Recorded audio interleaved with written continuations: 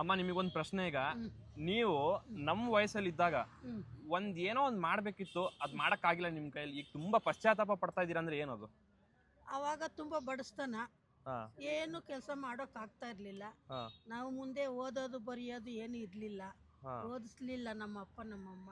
ಹಾ. ಏನೇನೋ ಮಾಡಬೇಕು, ನಾವು ಒಂದು ಲೈಫ್ನಾಗಿ ದೊಡ್ಡದು ಮಾಡ್ಕೋಬೇಕು, ಒಂದು ಡ್ಯೂಟಿ ಮಾಡಬೇಕು, ಒಳ್ಳೆ ಚೆನ್ನಾಗಿ ಓದಕ್ಕಂತ ಸಲಹೆ ಮಾಡ್ತೀರಾ?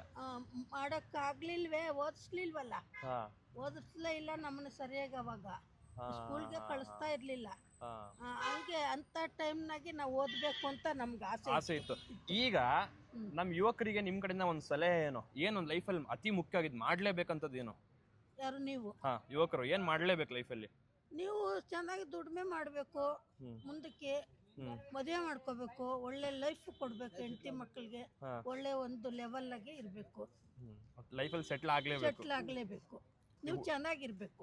ಮತ್ತೆ ನಮಗೆ ಹುಡುಗರು ಗಂಡಸರು ಮಾಡ್ಲೇಬೇಕು ಅನ್ನೋದು ಕೆಲಸ ಅನ್ನೋದು ಯಾವ್ದು? ಅದೇ ನೀವು ಒಂದು ಲೈಫ್ನಾಗೆ ಏನಾದರೂ ಒಂದು ಡ್ಯೂಟಿ ಮಾಡಿ ಮೇಲೆ ಬರಬೇಕು, ಸೆಟ್ಲ್ ಆಗ್ಬೇಕು.